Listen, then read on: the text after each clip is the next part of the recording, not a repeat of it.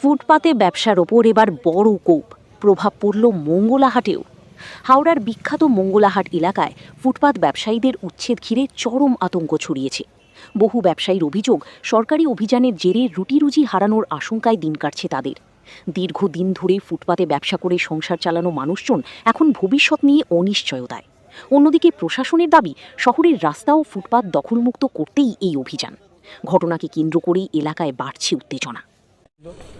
এই অবস্থা এখন আমরা কি খাবো কি বলবো, এখন কোনো মাথা কাজ করতে না। আমাদের তো সব সংসার ধর্ম আছে। পুলিশ এসে বললো যে ফুটপাতে কিচ্ছু বসা চলবে না। হ্যাঁ, ফুটপাতে কিচ্ছু করা চলবে না, তোমরা ভেতরে বসলে বসতে পারো। ফুটপাতে ভিতরে বসতে দেবে তার কোনো গ্যারান্টি নেই। আমরা দীর্ঘদিন ধরে এখানে বসে আসতেছি, দীর্ঘদিন ধরে বসতেছি এখানে। পেটে আমরা বসে, কেউ 10 বছর, কেউ 5 বছর ধরে এই সরকার এসে এই অবস্থা। কি করবেন এখন? আমাদের কি করবো, কিছু তো করার নেই।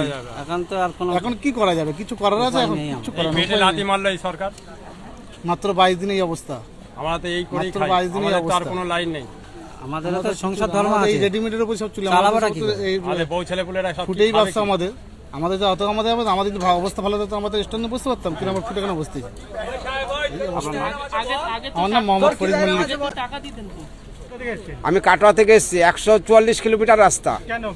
মাল নিতে এসেছি, ফুটপাতে ব্যবসা করে খাই। এখানে এসে দেখি মালপত্র কিচ্ছু নাই, কোনো দোকানদার নাই। আমরা ঘুরে ঘুরে বেড়াচ্ছি, কখন বসবে তাও কেউ কিছু বলতে পারছে না। তাহলে এই অবস্থা আমরা কোথায় যাব মাল কিনতে? আমরা প্রতি সপ্তাহে হাটে আসি, প্রতি সোমবার রাতে আসি। আমি কাটোয়ায় চলে যাই, কাটোয়ায় আমার ফুটপাতে ব্যবসা, কাটোয়ায় বিক্রি করি। আজ তো এই যে খালি হাতে ঘুরে বেড়াচ্ছে, এক পিস মাল কিনতে পারলাম না, তাহলে দিনটা মার গেল। এবার সপ্তাহটা চলবে না।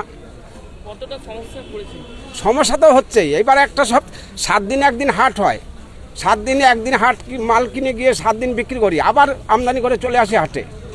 এই অবস্থায় যদি এই সরকার এসছে ভালো কথা, খুব ভালো সরকার এসছে ভালো, কিন্তু ফুটপাতের লোকের তো পেটে যদি এইভাবে লাথি দেয় তাহলে তো আর কিছুতেই কিছু করা যাচ্ছে না। না, আমাদের তো করে খেতে হয় এইভাবেই। আমাদের যেমন অসুবিধা হচ্ছে, যারা এখানে বসে থাকার তাদেরও তো অসুবিধা হচ্ছে। আমরা যাদের কাছ থেকে মাল কিনি, যে এইসব লোকের কাছে সবার কাছ থেকে মাল কিনি। সরকার চেয়েছিলাম, কিন্তু এইভাবে পরিবর্তন চাই নাই, এইভাবে পরিবর্তন চাই নাই। সরকার পরিবর্তন হতেই পারে।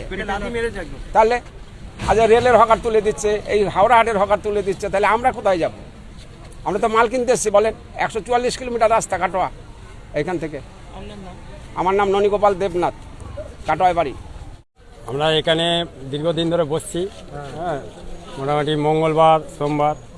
হ্যাঁ, আজকে হঠাৎ এইভাবে দোকানটা তুলে দিয়েছে, বসতে দেয়নি। সব বললো যে যার ভিতরে ঢুকে যাও। ভিতরে এখন এইভাবে বসতে দিয়েছে, এবার সামনের সপ্তাহ থেকে বসতে দেবে কি না দেবে তার কোনো ঠিক ঠিকানা নেই। হ্যাঁ, এবারে তো আমরা তো এই করেই খাই। হ্যাঁ, সপ্তাহে 1 দিন 2 দিন এবারে এইভাবেই আমাদের সংসার চলে। আমাদের বউ ছেলে বলে তো আছে, এবারে যদি না বসতে দেয় আমরা কোথায় যাব? হ্যাঁ, সরকার এসছে, পরিবর্তন হয়েছে, খুব ভালো জিনিস।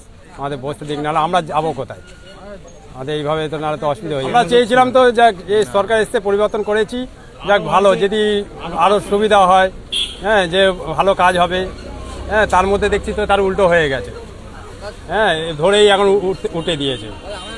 হ্যাঁ, আমরা তো রাত্রেবেলায় আসি, সকালবেলায় তুলে দিই, কোনো সমস্যা হয় না।